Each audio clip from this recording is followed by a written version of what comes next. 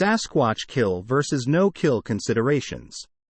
Today I dust off an older chestnut in the world of the monkey hunt, that old argument of kill versus no-kill. This one has been around for a while and easily has evoked as much debate as any other long-standing debate on this subject. Personally, I take a pragmatic stance leaning towards the no-kill stance, and I'll get into thought on both sides of the argument, and admit in advance that some of my stance will be based solidly on the hypothetical. The reason why is simply because no one in the community has produced a body, so the creature is unproven to science, thus the hypothetic reference. It's also my opinion that how you feel about this subject is going to have a basis in your own motivations in what brought you into this subject, either as a researcher or skeptic or enthusiast. Some want to debunk. Some want science to admit the monkey is out there. Some are happy to know for themselves, and some of the ideas delve further into the paranormal realm for a variety of reasons. Since I am not of the paranormal mode of thought, I will focus on the more grounded side of things. First, the pro-kill argument as I see it is based largely on the notion of needing the specimen for scientific confirmation. In layman's terms, mainstream science won't be happy unless there's a monkey in the cage or a body on the slab.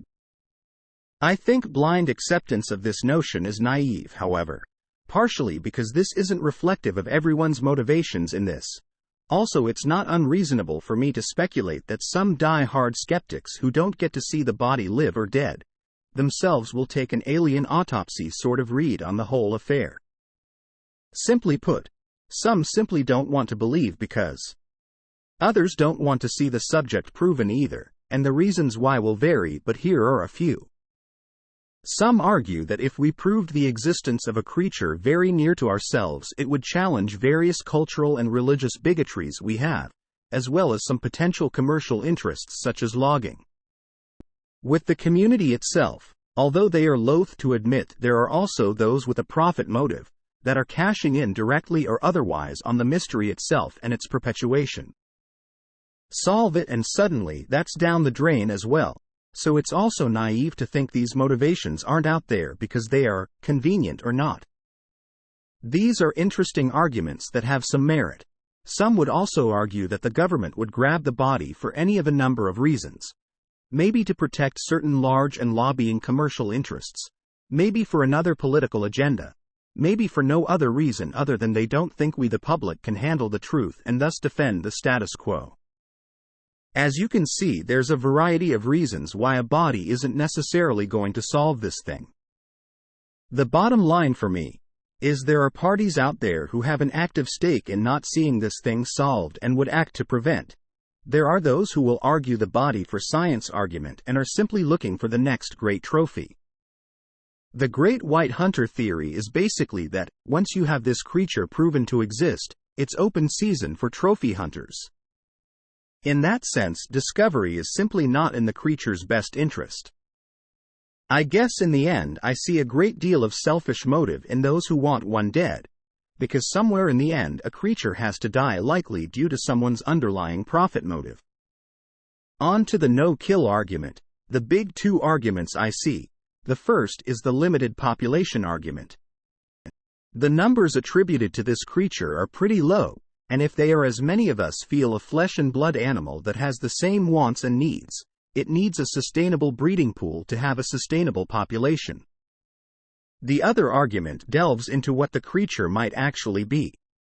Here we delve into the hypothetical, that if the creature is closer to human than it isn't, then we have to explore the ethics of killing a fairly close relative. Is that right?